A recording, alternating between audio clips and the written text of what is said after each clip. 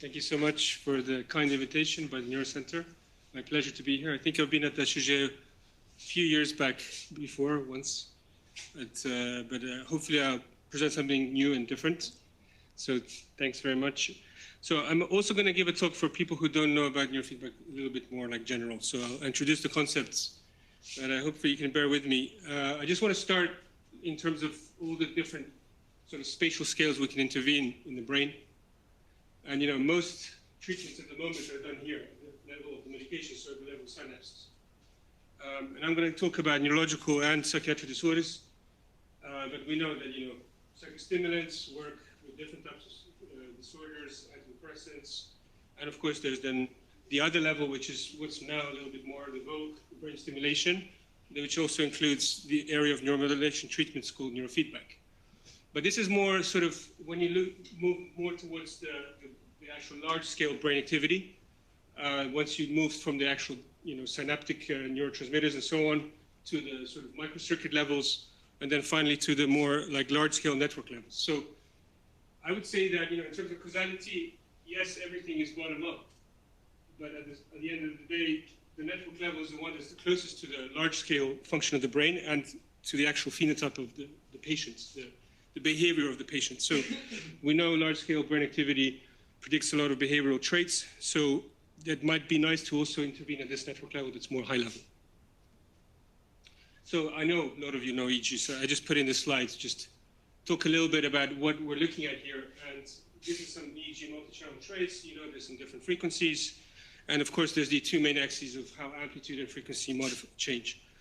And you can think that, in real-time kind of brain activity, as it's unfolding in time, you have this kind of different proportion of these different frequencies and different amplitudes. A little bit like how you set, on your hi-fi, whether you want more bass or you want more higher frequencies.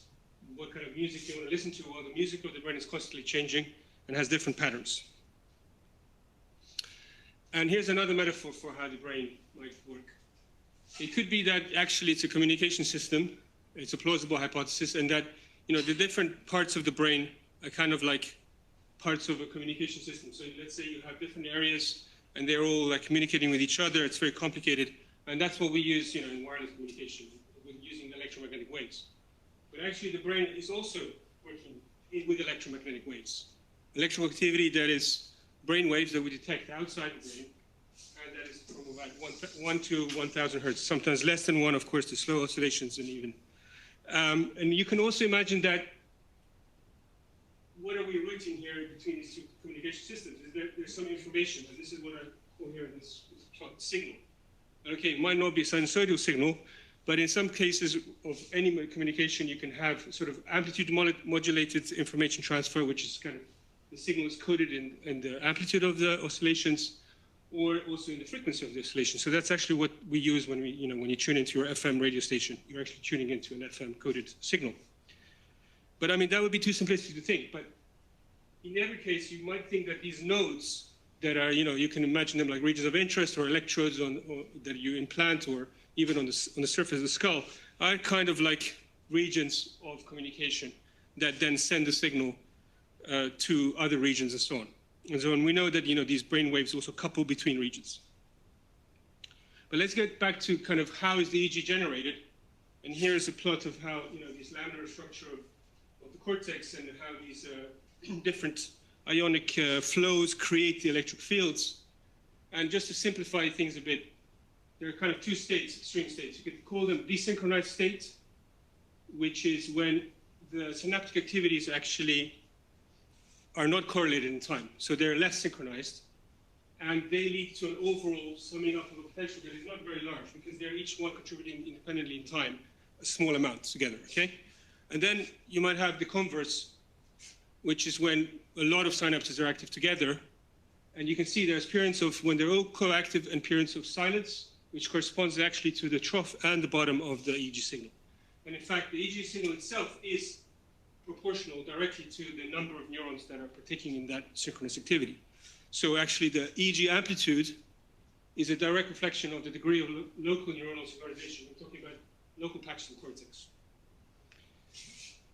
And how do we know that? Well, there's a lot of intracranial studies that looked at spikes, neuronal spiking, which we know is the actual signal that neurons communicate with.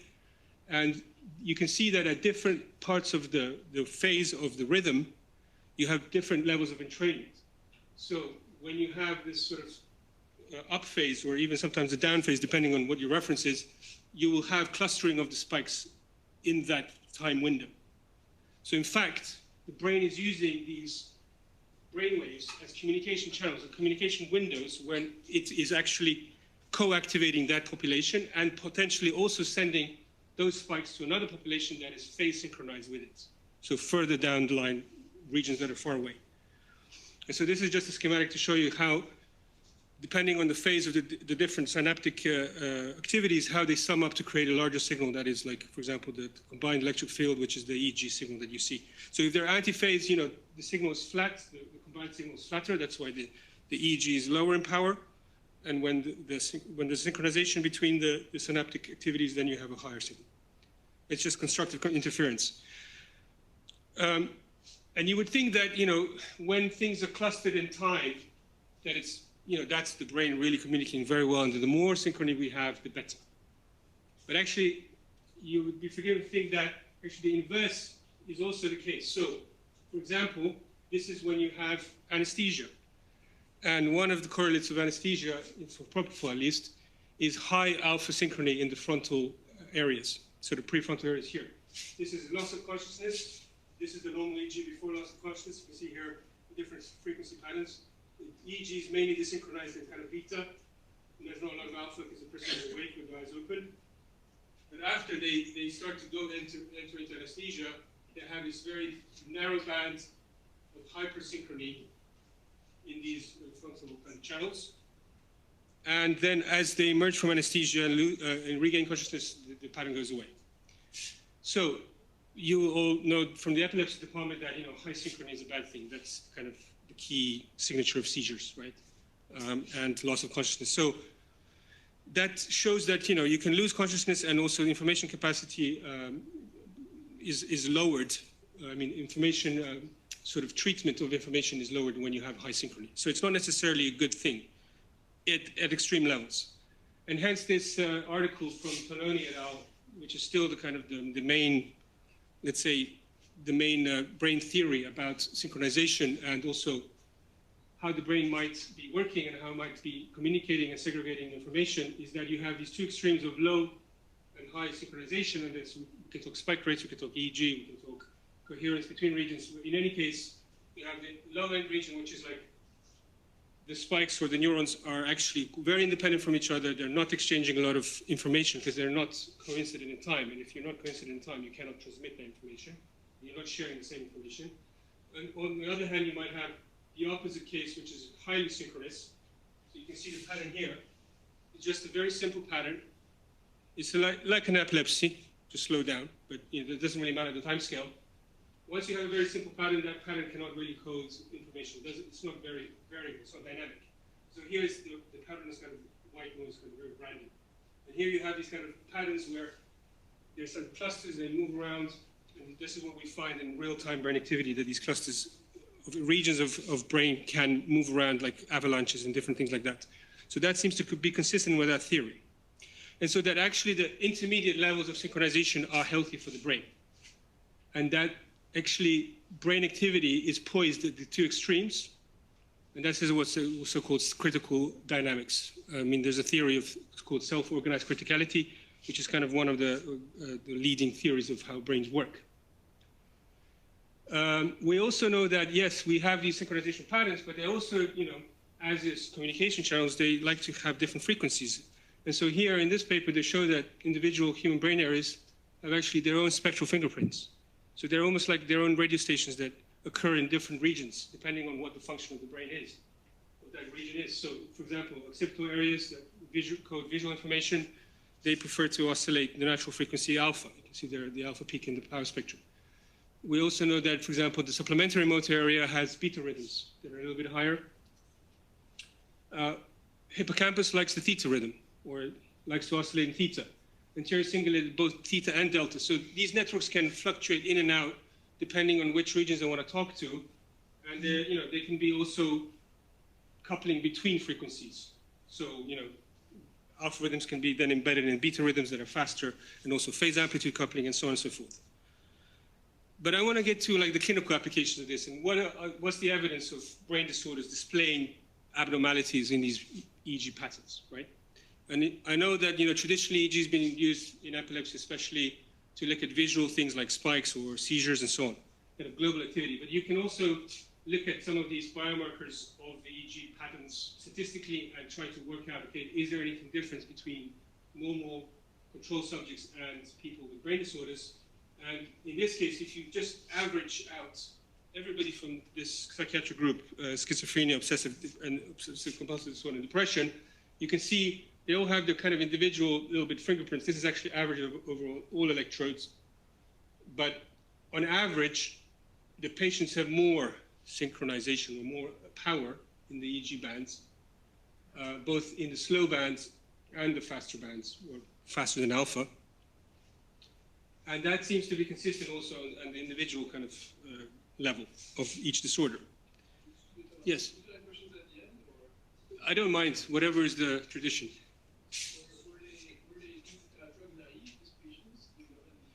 I don't think we know that, but yeah, there are also papers that show that drug-naive patients also display abnormalities. But it's potentially true that drugs or medication effects are also a potential explanation for that. So in going to the neurology kind of sphere, you can look at mild cognitive impairment and Alzheimer's, and you have these three bands here, and you see immediately that, for example, Alzheimer's disease, that's the most progressive form, is actually has very low alpha, and it's been replaced by this kind of very slow theta delta rhythm. There's a slowing of this peak frequency, and there's more hypersynchrony in the lower end of the spectrum. And that seems to classify some patients like at 80% or something. So that's a consistent picture also in dementia.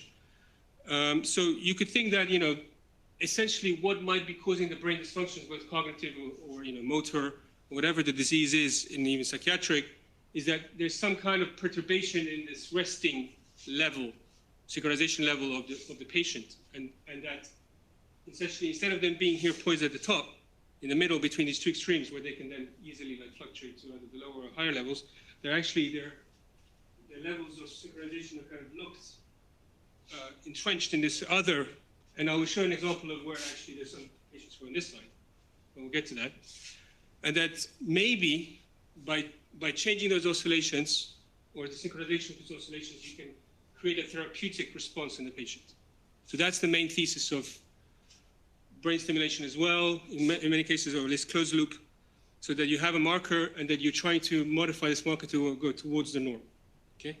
And so that's the model, like, let's say you have a pathological state that's kind of, let's say represented by this attractor, which is highly coherent, but it could also be flat, and then you somehow try to disrupt this connectivity, and then you get the system to go back to the healthy state. And this has multiple applications also in epilepsy, where there's hypersynchronous patterns, also in the resting state. There's lots of different disorders that display these patterns. So the question is then, okay, what is that therapy? How do we do it? So there enter the closed loop control, which is essentially one way to modify things. And it's, in fact, everything we have in our world is based on closed loop control when you're controlling. So let's take the house thermostat. You want to control your room temperature. It's a closed loop control, actually. So you have your temperature that you want to set the room at, which is your so-called set point, and that's, let's say, 20 degrees. And you have, obviously, a sensor that senses the temperature in the room. So the sensor will say, let's say it's a cold room at the moment, and it will detect the temperature of 15 degrees. So that's the first part of the closed loop, the sensing.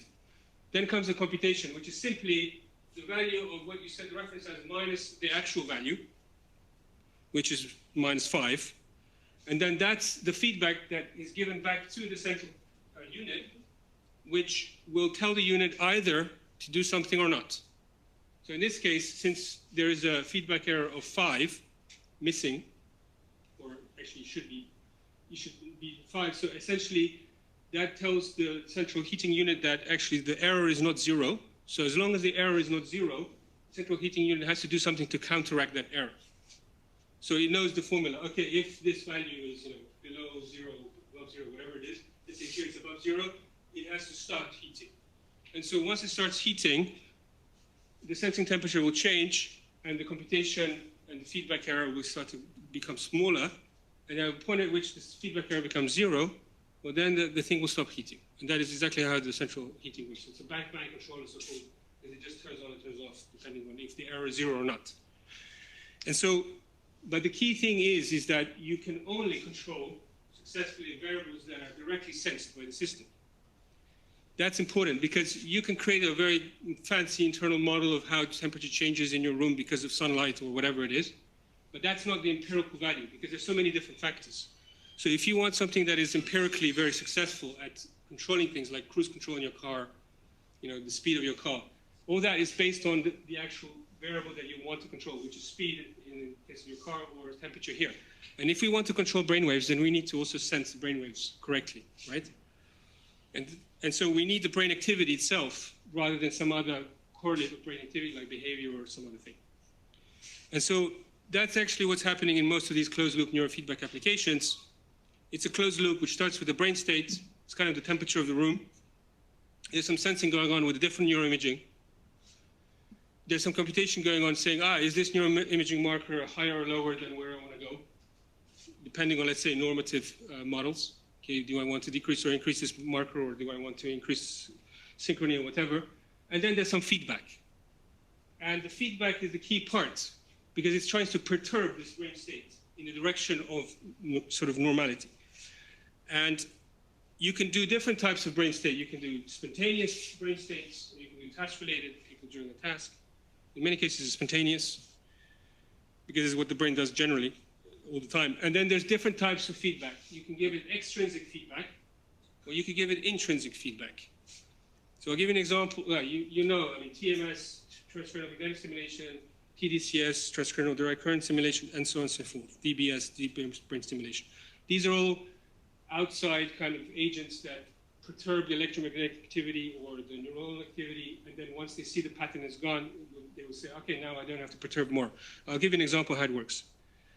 But in all cases, all these are so-called closed-loop brain state-dependent modulation. And here, for those of you that says you can't publish in Nature with n equals of one study down here, here's one study just came out recently. Closed-loop neuromodulation in individual with treatment-resistant depression. This is a famous paper where, to give you a summary, they implanted some electrodes in a patient with depression, and they let them go home and they recorded their intracranial oscillations in different regions of interest, including like subcortical regions, like part of the limbic system.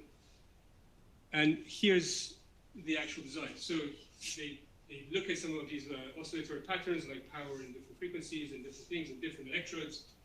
And they also ask the patient randomly, how do you feel right now? Do you feel depressed or not? Do you feel anxious or something? And they find that there are kind of two clusters. These are just behavioral clusters, anxiety scale and depression scale. When the patient has lower anxiety and lower depression, and when these clusters are more varied, and also they have a kind of high symptom state. But they're also recording the neural activity at the same time. So they know, okay, those clusters there, what did they correspond to in the neural space? And they found, via machine learning, that gamma frequencies, high gamma power, so like 40 hertz plus, the main features, of course there's millions of features, that's why you need machine learning, but the ones that really explain their symptoms the best is the high gamma power in the amygdala, I mean left and right amygdala, being associated with these high symptom states. So there they identify the marker, and so what do? Well, then they say, okay, when this marker is present, let's see if we can suppress it, let's see if we can destroy it. And so that's what they do. They're sensing by this one electrode, and then they stimulate by another electrode, pretty much the same region. So as soon as that region, the amygdala, displays high gamma, and this is the closed loop, then they stimulate. So if the high gamma goes above the baseline value, they stimulate, and then they trigger, you see here, trigger burst of therapeutic stimulation. I mean, it's been done in Parkinson's as well, closed loop Parkinson's, DBS, for beta rhythms. But this is now in the psychiatric population. And you can see here decrease in depression scale when they're stimulating. That's correlated to the gamma power. Okay, but what if, I mean, this is my intro slide. What if you could do this kind of thing, but non-invasively and without stimulation, right? That's the key. So that's where we get to the intrinsic neurofeedback, which can be also invasive, but in most cases, like especially our research, is non-invasive. And that it also uses the participation of the patient. So we don't use extrinsic measures that might perturb brain activity too much or might not be natural, might not be safe, and so on and so forth, and we don't have to also implant. You basically provide the information to the patient or the subject, and they learn how to control that brainwave activity themselves. So that's why I put there the brain as the controller, because it's not the machine that's controlling, it's the brain that's learning to control, and the brain itself can learn to do that. So I'll show you some research based on that. So what happens is exactly the same closed loop. You extract a feature, you classify the feature, but now you make it into a game. And this game is essentially, or this bar, is essentially fluctuating with that parameter. And initially the person is like, okay, well, what am I supposed to do here? How do I control this? But they can then detect in their own behavioral cognitive states, okay, if I think this, or if I feel this, or if I tend like this, or do this, this is changing. And sometimes it's even implicit, which means they don't even know how they're doing it. It's like, riding a bicycle. You don't necessarily know how you did it, learned it, but you can do it. So the brain is made to be a controller, so it can even control its own brain signatures, like functional signatures. And they've shown that this can be done both with fMRI neurofeedback as well as EEG neurofeedback, and I'll get into some examples. But essentially, you can make it into a game where, for example, I'll give you an example later, but here's from your very own HUG unit here in this department. The team of Adrian Guggesberg was doing some research on neurofeedback in stroke patients. And this is one patient, just an example patient where it had, this is clinical performance, motor performance was very weak, language performance was okay. So essentially when they looked at these biomarkers of alpha connectivity, so the phase coherence between different regions, so every kind of voxel, every region to all the other regions, they found that these blue regions were like hyper-connected, right? Not hypo, but hyper, but hypo. And so that's displayed here in this plot, where when they took this region of it called left precentral, which is kind of motor cortex, they found that the alpha band was selectively lower than the baseline of the other patients, and that probably might be due to the actual symptoms of the patient having motor problems. So they tested the hypothesis that if you restore that alpha connectivity back, could you improve their motor symptoms?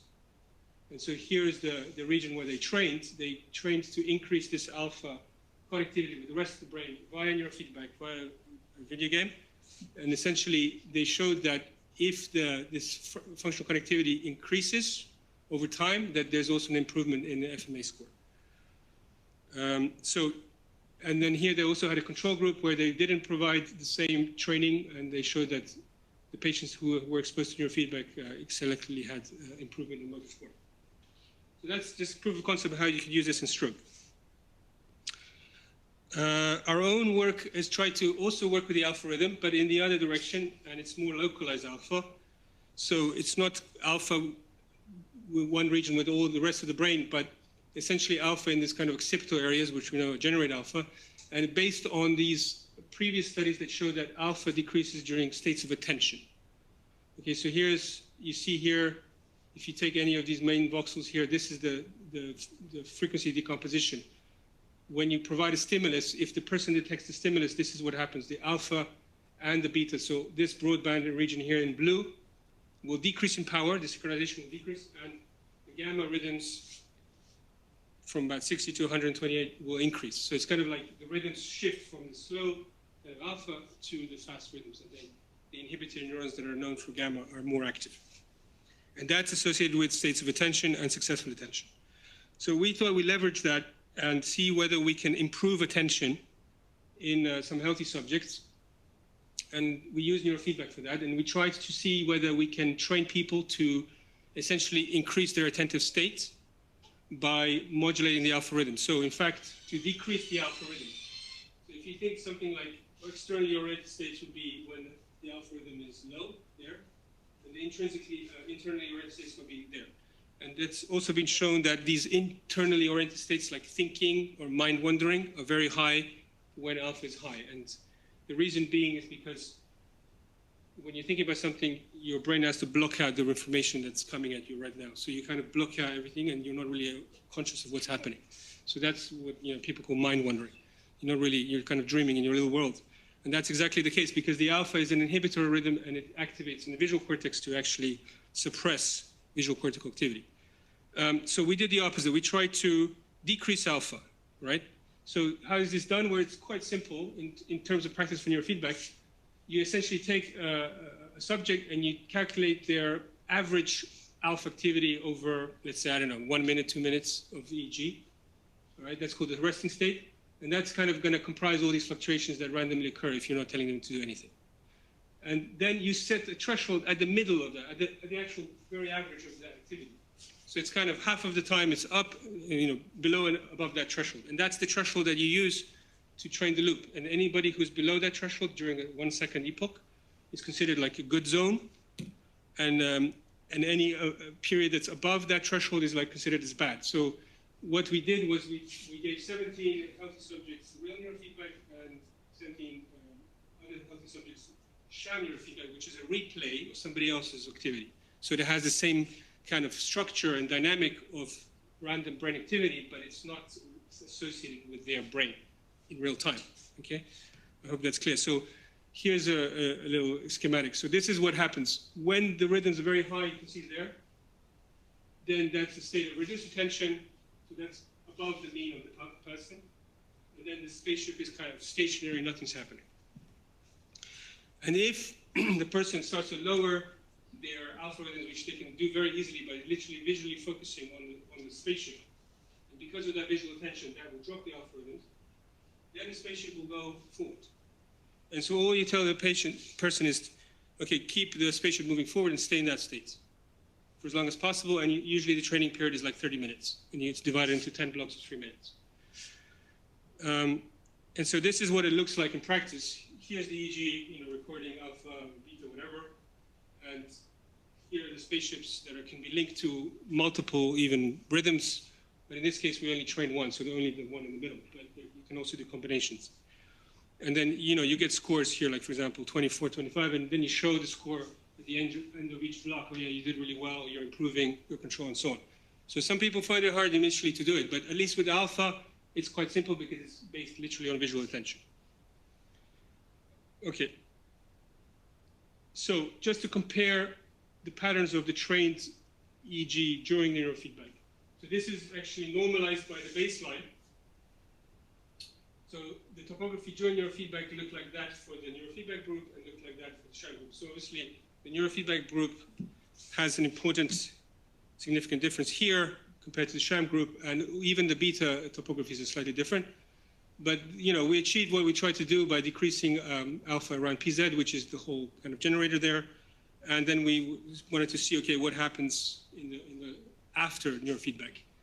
And what we found is that the resting alpha amplitude change, this means normalized by the baseline, so the percent change, was actually correlated positively to what happened during the neurofeedback. So in some ways, like those that decreased the alpha the most during neurofeedback translated that difference in the resting state. So you kind of imprint that state to last longer than the training session, which is, plasticity, right? Whereas the sham group, although they received kind of fictitious feedback, and they did kind of change their alpha a little bit during the training across electrodes, they did not translate it to the resting states. So there was some plasticity going on that was present in the neurofeedback group and not present in the sham group, and probably it's the fact that the neurofeedback group, as you can see this cluster here, they had much lower alpha. And that is enough to then trigger the plasticity. But if the alpha is just kind of spontaneous dynamics going on, like during sham, then it doesn't really make any neuromodulation. It doesn't create plasticity. And finally, what we confirmed was that the neurofeedback group actually correlate the change in alpha pre to post. So not during neurofeedback. What's important is that what happens in the resting state after the spontaneous state, that state then actually predicts behavioral change. So the less alpha they had at the beginning, after, that created less mind wandering, so more sort of less mentation. I mean, I'm not going to get into how we assess mind wandering, but there's also correlation of the same type with reaction time, so they were actually faster with less alpha afterwards. So, and the sham group didn't have the same thing. So we think that this protocol might be used for decreasing mind wandering and increasing attention in many different kind of applications, brain disorders as well, like ADHD, but also in maybe other domains like depression where they have ruminative thoughts. So essentially, one woman, when she finished the experiment, she said to us, this machine empties your mind, because she kept the alpha so low that she wasn't thinking about anything. And then after that, she was like, well, I can't think, like the thinking was really kind of stopped. So it's strange, but that's just one anecdote. So we were very excited about that, and we said, okay, immediately, like, oh yeah, mind wandering decreases. This is great for, you know, psychiatric disorders because they think a lot and so on. And then we thought, okay, let's try this in PTSD because they have also ruminative thought and sort of thinking that's unconstrained and uncontrolled. So we applied this. This was in Canada with a group of Professor Lanius back in 2014. We applied this to 17 PTSD patients. This time we didn't have a control group because it's ethically also not kind of very good to expose them to sham. We wanted to say, okay, are the effects the same? And here comes the paradox. This is just a single session study like the previous one. This is T1, that's the baseline alpha. Neurofeedback decreases alpha successfully, very good. And then suddenly the alpha is higher than the initial value. So we were very disappointed and puzzled by that because we didn't go in the right direction. But you know, sometimes they say serendipity is a good thing. So we were scratching our heads about why this was happening, but then we also ran a control group afterwards to find out where these patients lied compared to the control value. And we found that actually they started off with an initial value that's lower than the controls, and that the neurofeedback, although it went in the opposite direction, restored them back towards the baseline.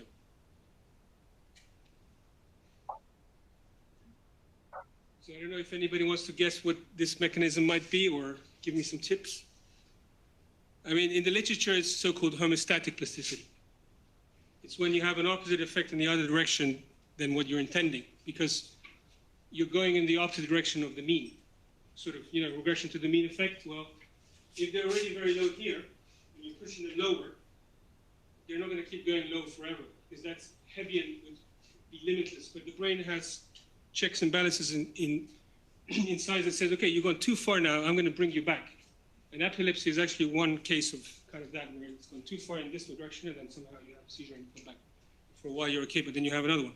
So in many cases, this is the opposite direction. Obviously, going very low power, but the brain doesn't like to necessarily stay there. And I'll show you some data that shows that this wasn't even a good state for them to kind of be initially a baseline. But we didn't have an associated like secondary effects, like you would think, oh, they maybe had more trauma reliving or anything like that. No, because it was a therapeutic setting. It was just a video game. Nobody had any bad reactions. Everything was fine. But we were very puzzled by that. And so you can think that maybe, you know, from this side, you start off more random here, the power is lower, the synchronization levels are lower between the neurons, and then you go back up, but you actually went in the wrong direction. So the thing that is the most interesting, whether that actually had a therapeutic effect.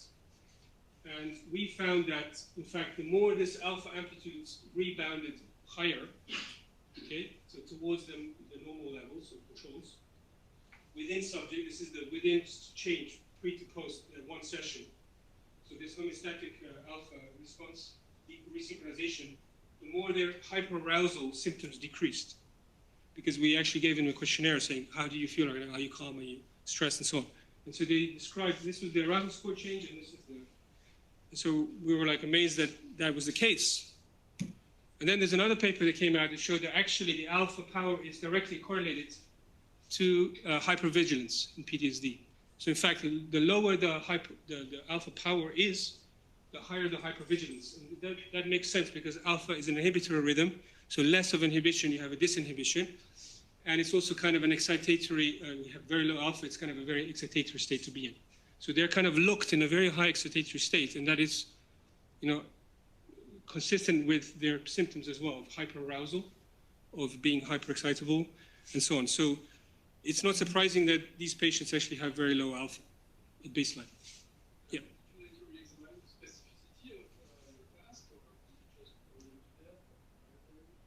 To increase the alpha?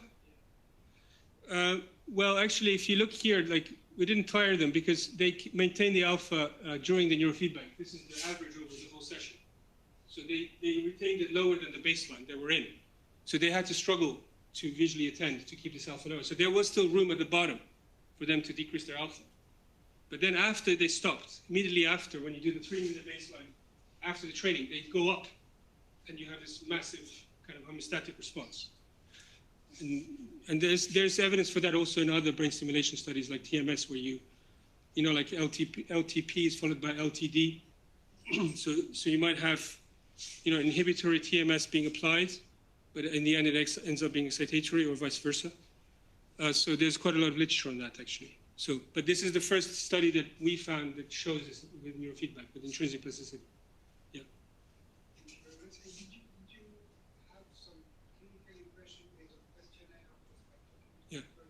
How long does the effect last? So I didn't have too much time to present, but we did another study before that with TMS, where we looked at the excitatory change in the motor evoked potential before and after neurofeedback. And the motor evoked potential was elevated even up to 30 minutes after the session. So it is maybe within a half an hour at least.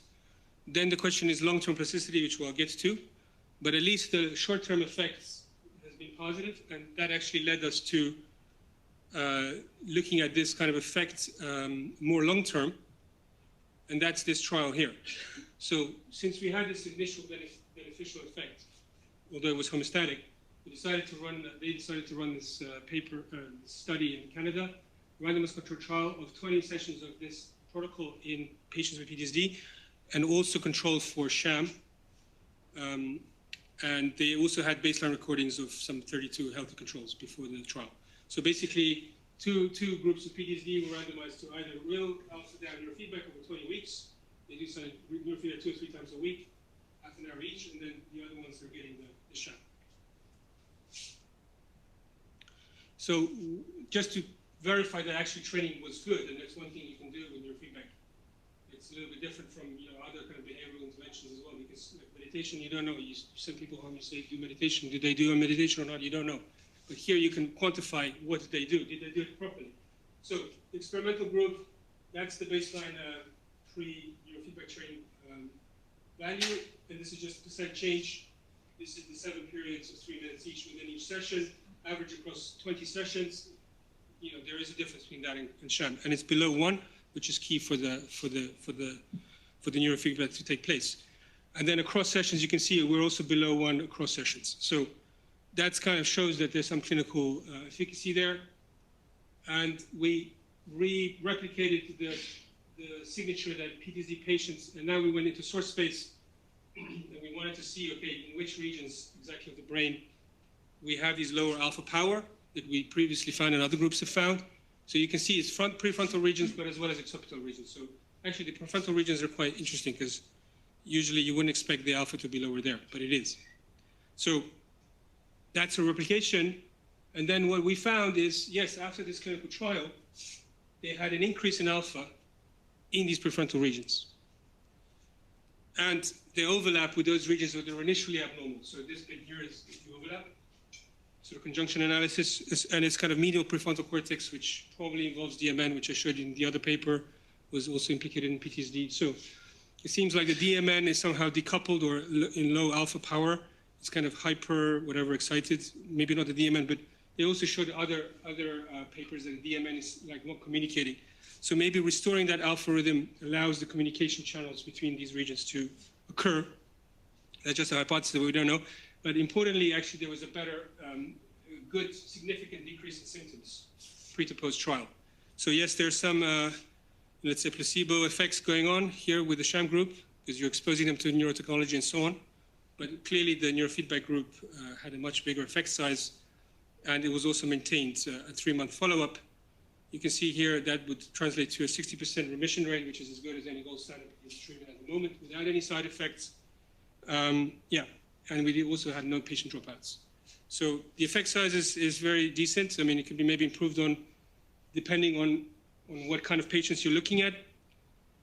So the take-home message for today, at least from my talk, is that essentially the brains function at a delicate balance of EI and synchronization and desynchronization balance.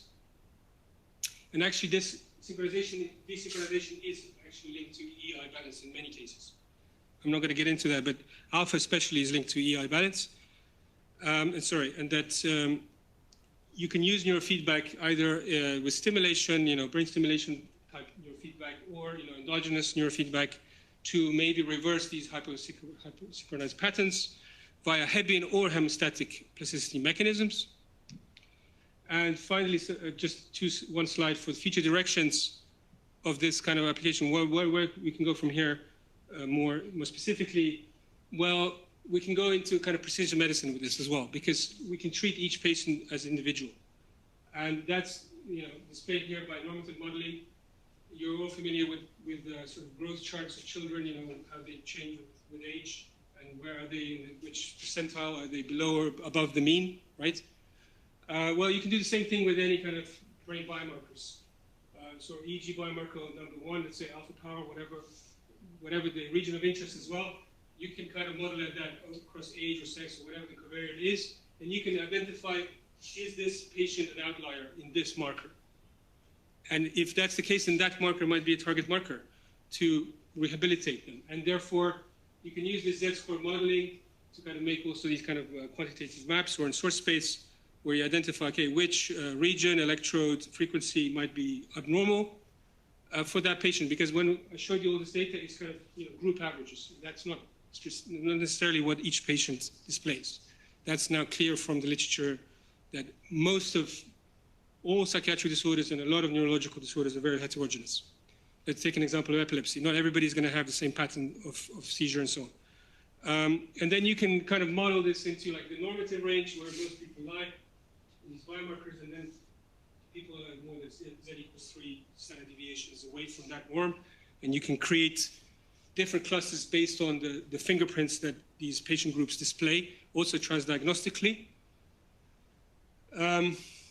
And to give you an example, traumatic brain injury, here's an MEG study that exactly applied this approach in patients with MTBI, and they just looked at delta power that they know is a very good marker of traumatic brain injury lesion, and where they had the highest delta power compared to a control group, they identified here like these regions, right? So there are different regions in different patients, because obviously the insult comes from different places.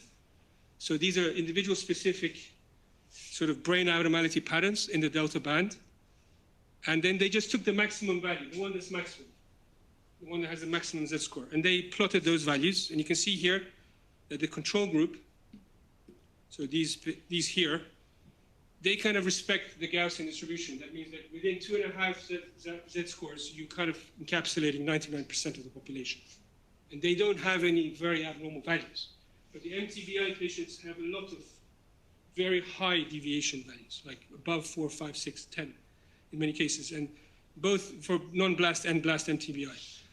So one approach could be that you select exactly that region with inverse source localization, like EEG. You know that's the one that has a high Z-score, you know the frequency, and you use neurofeedback to down-regulate those patterns. And that could improve their cognitive symptoms or improve their MTBI over time. I mean, they have already done that, by the way. It's just needs more large-scale studies. And of course, these different lesion types will also present different symptom types. So that's also why you need a personalized approach, because not every patient is going to be the same. So, some patients with MTBI will have depression, but that's because it's in the anterior cingulate, the lesion and so on. So yeah, I think there's a case to be made for some precision medicine there using these kind of approaches and identifying the markers specifically. Thank you very much.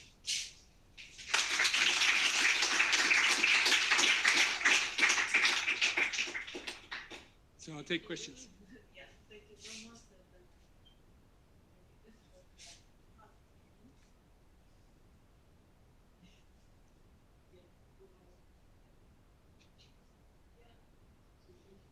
Yeah.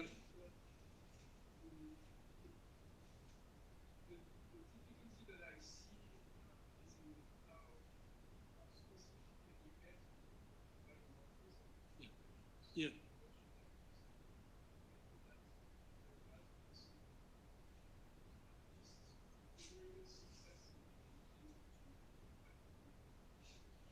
Mm-hmm.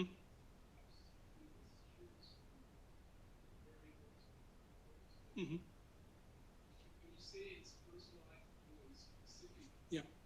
I can see that happening with, value on multiple behavioral skills or symptom skills. How real you think this would get with hard neurological deficits like visual problems, Yeah, great question.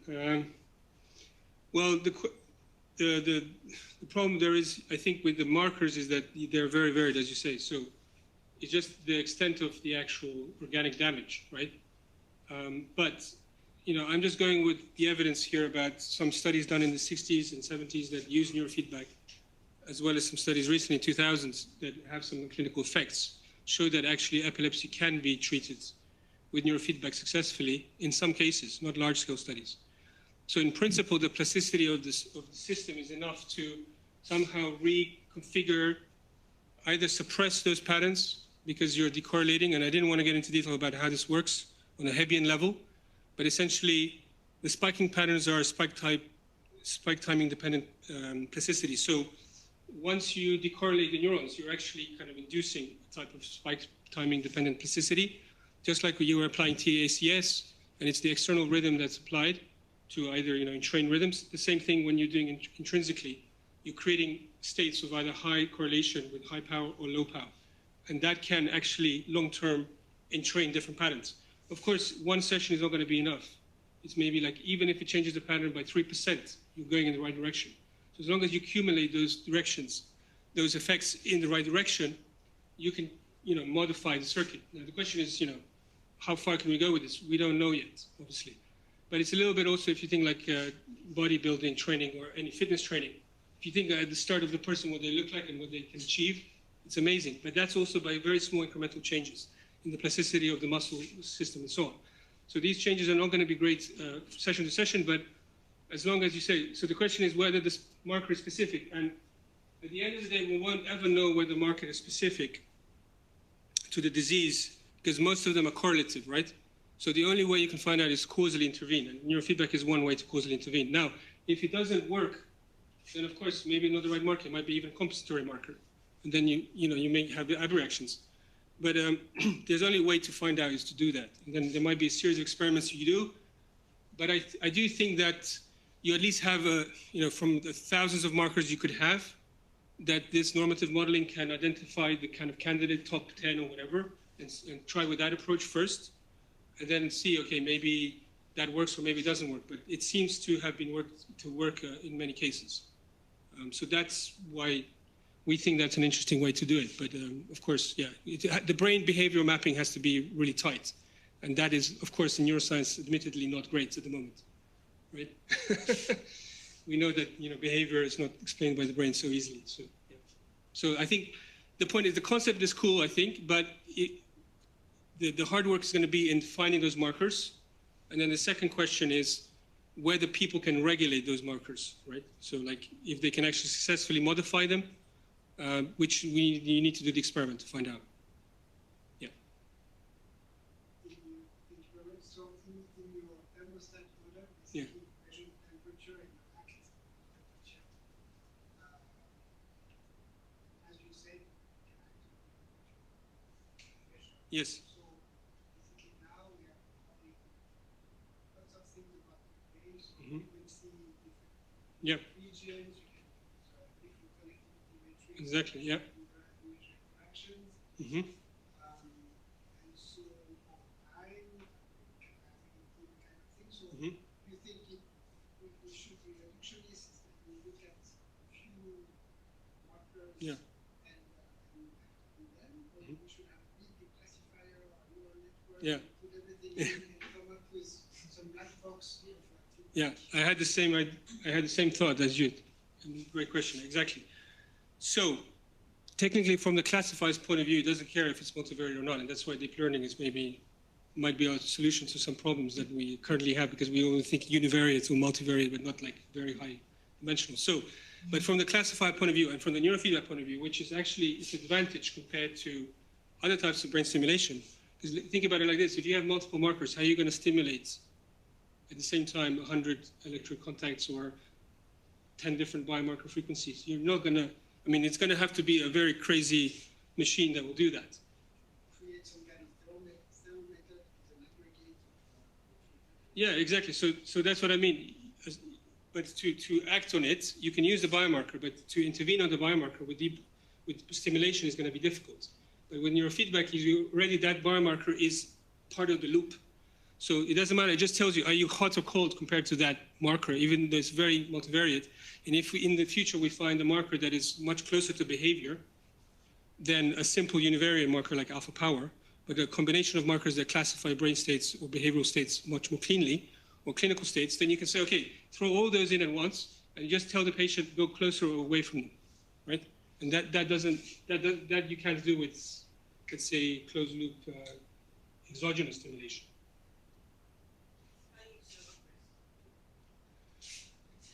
It's also for this clinical condition, in general, neurofeedback, especially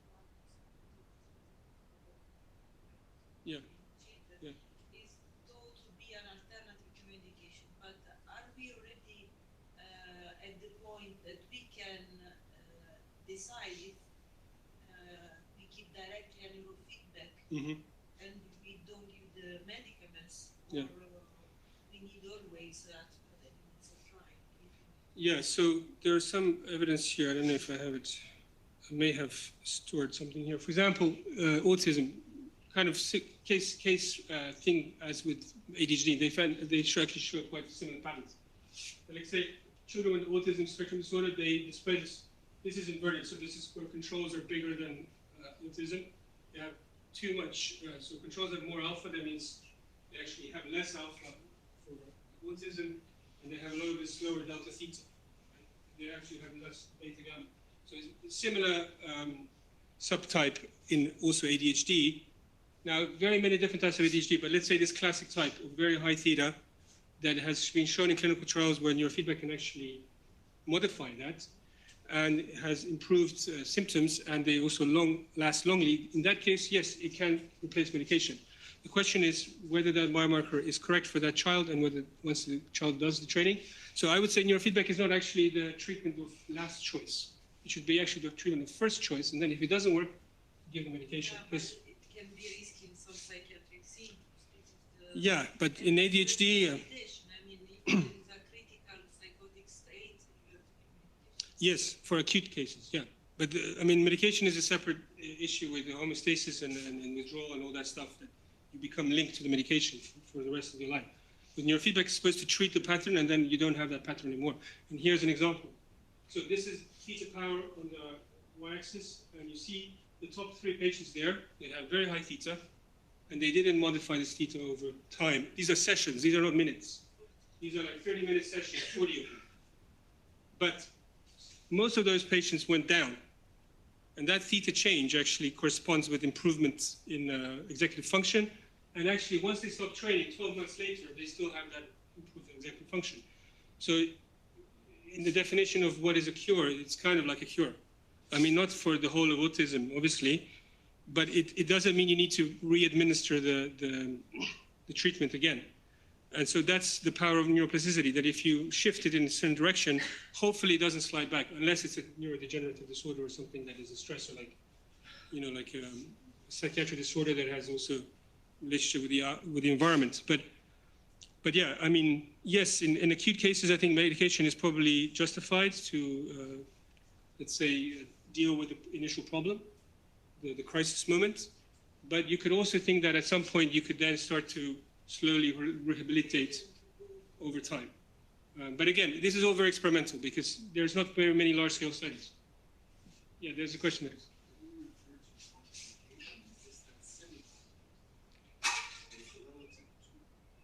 In terms of relative to the controls, you mean? Well, for instance, that last example. Yeah. So, if you go back to Yes. I guess the point is that the spectrum.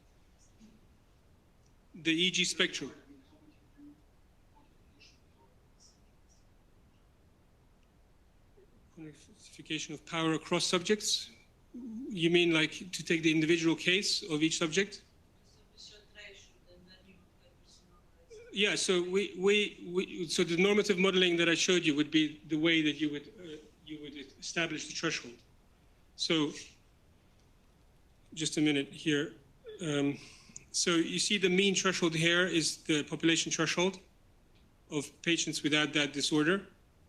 And so you might find that that marker is excessive here, and then you would train them towards here. Yeah, of course, yeah.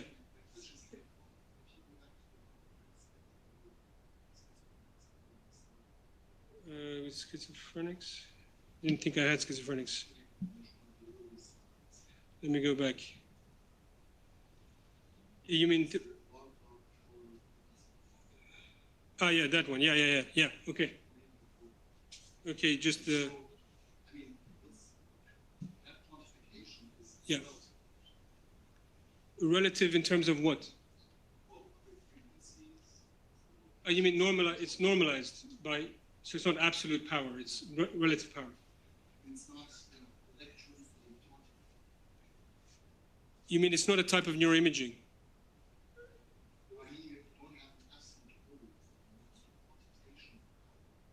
Right. Yeah, of course, yeah. Yeah, it's relative, yeah. So in essence, that means that whenever you peak, what you might capture is information spectrum. Yeah, you mean the broadband power is changed. Yeah, but... Here you see quite nicely that the alpha is reduced and the rest is high. Yes, because that's it's a relative reference. Yeah, I understand what you're saying. This one is also relative, yeah. But you can also, yeah. The underlying effect is Yes. the frequency band specifically not present. Yeah, of course, for relative power, we're clear that it depends on the broadband spectrum. But that's one example which is maybe has a weakness, but a lot of biomarkers don't have that problem. For example, connectivity, that's an absolute measure. Like the correlation coefficients between different regions, the phase coherence is more or less, you can average over the scalp, the average reference, and you can apply the same algorithm to, and also, for example, if you z-scored the power spectrum, you don't have to have a relative measure, as long as you assume that there's an offset in the power of the EEG between different patients because of distance to the electrodes. You can still z-score. I mean, there's different ways of harmonizing, and this is actually the challenge of creating these normative databases, which is also the challenge of fMRI database. The same, like you take a different scanner, how do you use that in this population? Actually, EEG has less of a problem than fMRI. And there are some tools that can harmonize across different sites, the EEG measures. Yeah.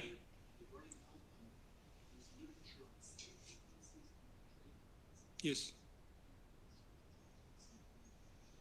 Yes, like every good marker, you want to have high retest reliability, but you also want to be somehow sensitive to states as well, because otherwise it doesn't fluctuate enough. So like, let's say structural connectivity, it's a great trait marker, but does it fluctuate with your states? No.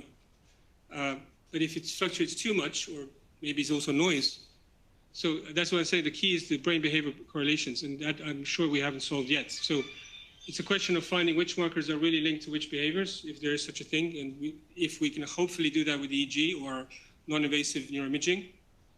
But it is a challenge to find all these markers relative to different symptom types, transdiagnostically. Whether that succeeds or not is a question. But the concept of the training or the fact that the brain can be a controller is valid. I think has been demonstrated now.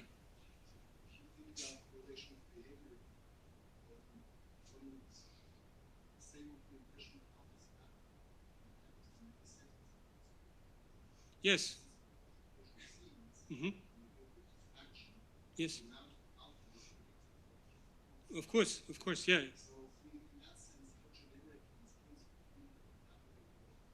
No, the principle of downregulating isn't generic at all.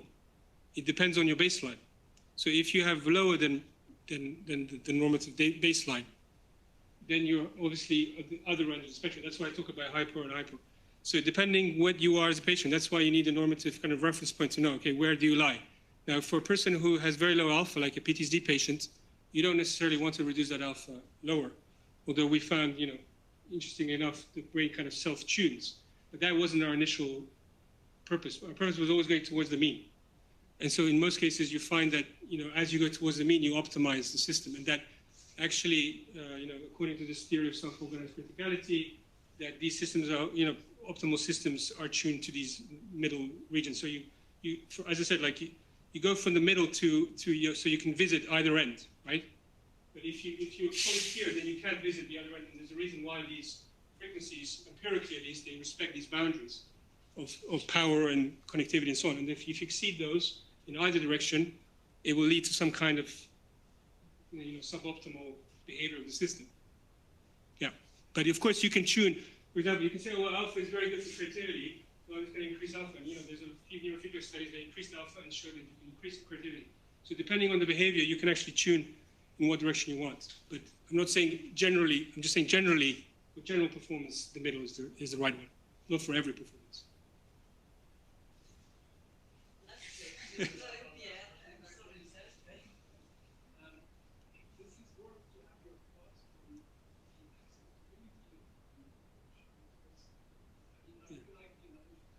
Yeah.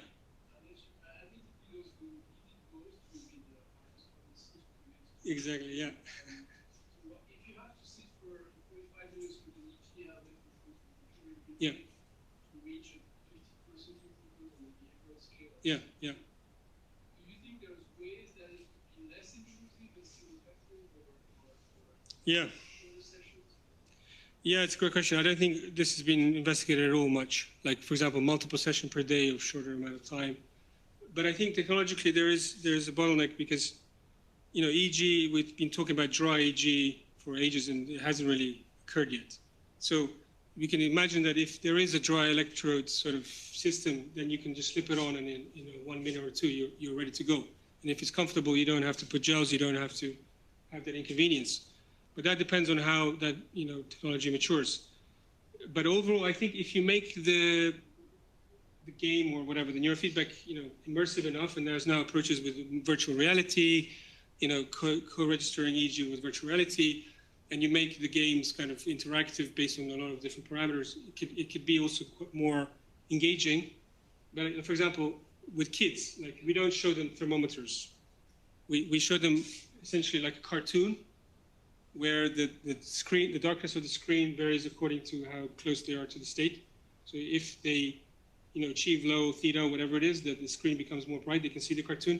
So that kind of motivates them to keep watching the cartoon because they want to keep watching the cartoon, So you have to use the addiction power of, things. But yeah, or, you give people, I don't know, you literally give them money. You can say every time you do a session, you get, I don't know. I mean, that's what clinical trials will do sometimes. But. And of course, yeah, if the implanted system is not problematic or it's not too much of a thing, like for epilepsy, I can imagine that being, because, there's so much as much as you can see with EEG. So if it needs to be that for that patient, you can't see the patterns on the scalp, then of course you have no choice but to intervene intracranial. But if it's not very invasive, then it can, you just implant for the time being of the training, and then you get out afterwards. So it's like any other kind of surgery. But yeah, it's definitely invasive. But yeah, the question is, what are the limitations of cortical EEG as well? Because you ideally want to do it non-invasive, but if that's a limitation because you don't see the subcortical patterns and so on, yeah. But the main advantage is that because of it's the endogenous thing, which I always keep stressing, is that you actually move in the right direction of change. But if you do stimulation or medication, you're kind of tied to that. There's not many cases from what I know in the literature where they apply DBS or whatever it is, TMS, and that after a while, you rehabilitated the person and they're fine afterwards and they don't have to receive treatment. Because essentially the brain is homeostatically reacting to that treatment. Withdrawal, tolerance, all those things. That happens also with brain stimulation. Because essentially when you increase the spike rate or decrease the spike rate of the system by stimulation, the system will try to counteract that effect. And then you're essentially going away from where you want to go. And so either you have to increase the stimulation or increase the medication. So that's the problem with homeostasis. And I know I showed an example of homeostasis here, but that's not really the problem with neurofeedback, because you are kind of changing the brain in the right direction. Because imagine like this, functionally, how does the brain do that? Well, it has to create the receptors or neuromodulators, whatever it is, structurally to create that change. So once you stop the training, you will stay that way. which is different from when you take away the simulation, whatever it is. But I mean, that's just theory, again. But I would think that in the future, we will have probably like a little, comparison between all these methods and which ones have long-term efficacy, which ones don't, in what context. And of course, it's more complicated than just simulation giving a pill. But maybe the hard work is necessary. I don't know. Because Yeah. it's an alternative anyway. Yeah, exactly. I close the official discussion, but you can start Yeah, we can do more talking on the aperitif. Thank you again, Thomas Ross. Thank you. Thanks so much.